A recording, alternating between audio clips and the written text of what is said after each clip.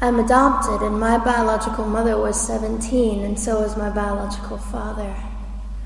She was 7.5 months pregnant when she decided to go to Planned Parenthood, which is the largest abortion provider in the world, and they counseled her to have a late-term saline abortion, which is a saline solution that is injected into the mother's womb.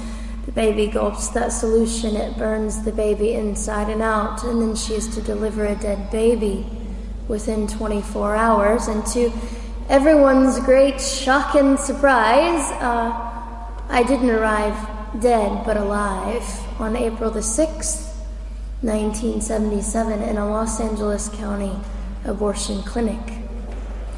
What's fantastic about this, about the perfect timing of my arrival, is that the abortionist was not on duty yet. So he wasn't even given the opportunity to continue on with his plan for my life, which was death. And I know that I am in a government building, and a beautiful one it is, and I love your country as well as my own. But I know in the age that we live in, it is not at all politically correct to say the name of Jesus Christ in places like this. To bring him into these sorts of meetings, because his name can make people so terribly uncomfortable. But I didn't survive so I could make everyone comfortable. I survived so I could stir things up a bit. And I have a great time doing it.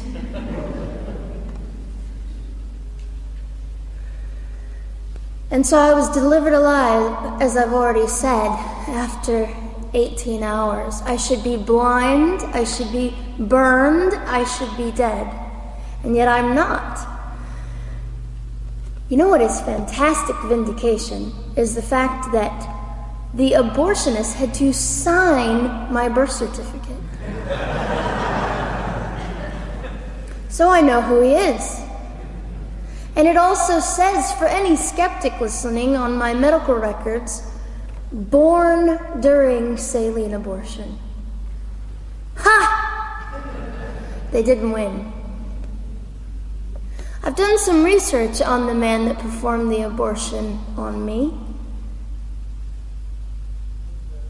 And his clinics are the largest chain of clinics in the United States of America, and they gross $70 million a year. I read a quote from him at some point several years ago, and he said, "I have aborted over 1 million babies, and I consider it my passion." I tell you these things because, listen, ladies and gentlemen, we are in an interesting battle, whether we realize it or not, in this world. It is a battle between life and death. What side are you on?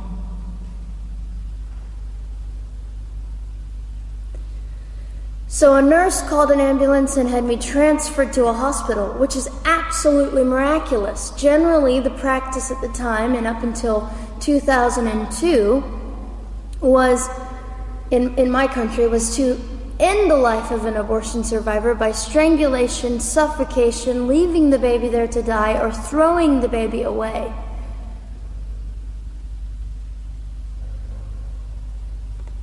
But on August the 5th, 2002, my extraordinary President Bush signed into law the Born Alive Infants Protection Act to prevent that from occurring anymore. You see,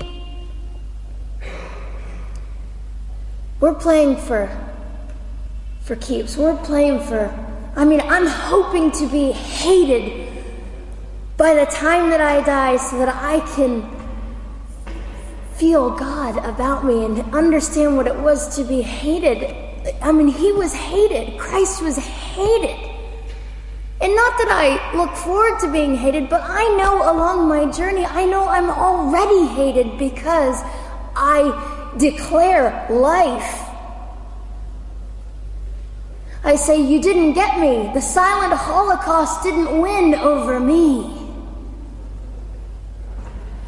And my mission, ladies and gentlemen, among many things, is this: to infuse humanity into a debate that we have just compartmentalized and set on a shelf and said it is an issue. We have removed our emotions. We are becoming harder. Do you really want that? How much are you willing to take, and how much are you willing to risk to speak the truth in love and graciousness and stand up and at least be willing to be hated? Or at the end of the day, is it all about you or me? And so, after that, I was placed in an emergency foster care home where they decided they didn't like me very well, and as I'm fond of saying, I don't know how you could not adore me right from the start. What is wrong with these people? But they didn't. You see, I've been hated since conception by so many, and loved by so many more, but most especially by God. I'm his girl. You don't mess with God's girl. I got a sign on my forehead that says, you better be nice to me because my Father runs the world. So after I was placed in the mean home, I was taken out of the mean home and placed into another home, a beautiful home, Penny's home. And she said by this time I was 17 months old, 32 pounds of dead weight, and diagnosed with what I considered to be the gift of cerebral palsy, which was caused directly by the lack of oxygen to my brain while I was trying to survive. Now, I am just compelled to say this. If abortion is merely about women's rights, ladies and gentlemen, then what were mine? There was not a radical feminist standing up and yelling about how my rights were being violated that day. In fact, my life was being snuffed out in the name of women's rights. And ladies and gentlemen, I would not have cerebral palsy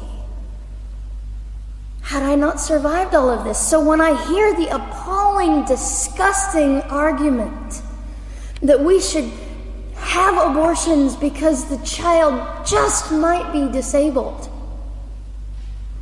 oh, the horror that fills my heart.